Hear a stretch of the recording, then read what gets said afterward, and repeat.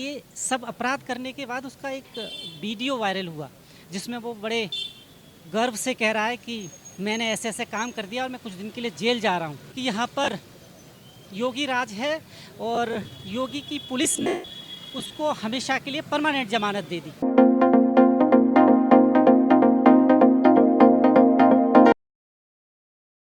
नमस्कार, आप देख रहे हैं जेएनएन न्यूज़ में राजेश्वर चौहान। इस वक्त हूँ मैं गाजियाबाद के खोड़ा। जी हाँ, आपको याद होगा 28 तारीख ईद का दिन, सूर्या हत्याकांड। मीडिया में, सोशल मीडिया में खबरें लगातार आप देख ही रहे हैं, पर ज़मीनी हकीकत क्या है मैं पहले नहीं आया, मैं पहली बार आया हूँ और आपके सामने वो साक्ष्य रखना चाहता हूँ कि कुछ लोग इसे एक अलग तरह से देख रहे हैं। कुछ लोग कह रहे हैं कि अगर धर्म की बात है तो अगर दूसरे धर्म के लोग होते हैं तो एनकाउंटर हो जाता है और एक धर्म के लोग होते हैं तो एनकाउंटर नहीं होता। वही आपके सामने साक्ष्य रखूँगा कुछ और आपको जानकारी दूंगा कि ऐसा नहीं है। उत्तर प्रदेश सरकार है, पर जो हुआ वो वाकई सोचने पर मजबूर करता है। सोचने पर मजबूर ये करता है कि आपकी परवरिश को कहीं ना कहीं कटहरे में खड़ा करता है।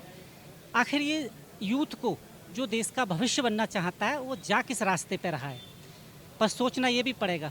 आपने कुछ वीडियो देखी हैं, जो अपराधी था, खैर वो तो नहीं रहा, उसका एनकाउंटर कर दिया योगी सरकार और योगी की पुलिस ने।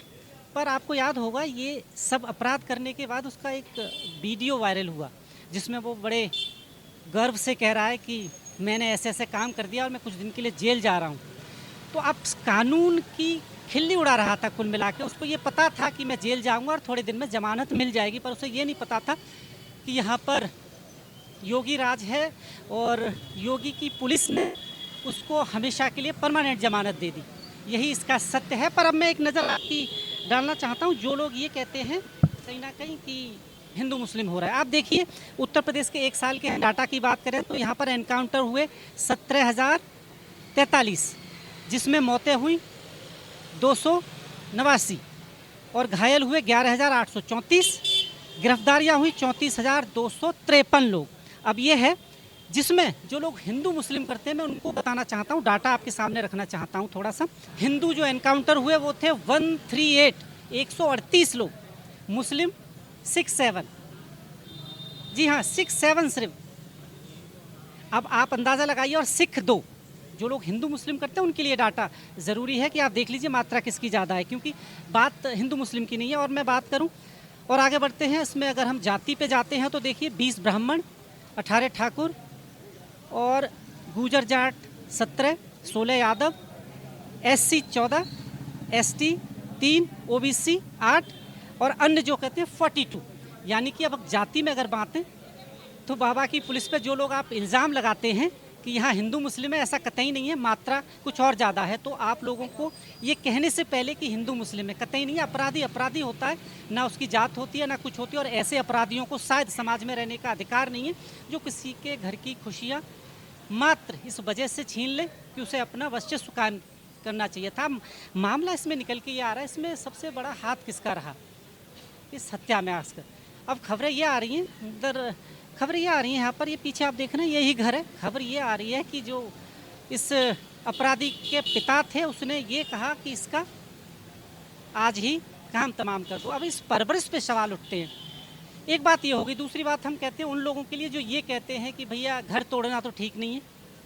बिल्कुल सही बात है, संविधान से होना चाहिए, पर अगर ऐसी नौबत आपने परवरिश करके अच्छी की होती तो ऐसी नौबत ही क्यों आती है।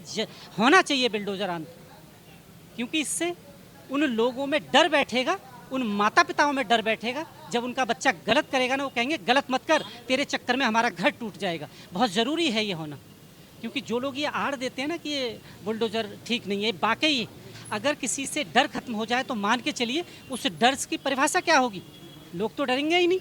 तो पूरा मामला ये है। और एक चीज़ और है, जो समाज के लोग हैं ना, आसपास बहुत सारे लोग हैं जो अब निकल के आ जाते हैं कि ये गलत हो रहा है। पर मैं उनसे कहना चाहता हूँ कि अच्छा, ये मदरसे कुछ बंद हो रहे हैं, ये हो रहे हैं, पहले से कहाँ थी पुलिस? तो मैं उनको बताना चाहता हूँ पहले से क्यों थी। जब आप कहीं गाड़ी लेके जाते हो ना, जब आपकी चेकिंग होती है, तब पता लगता है कि आपके कागज़ कौन कौन से हैं, कौन कौन से नहीं हैं।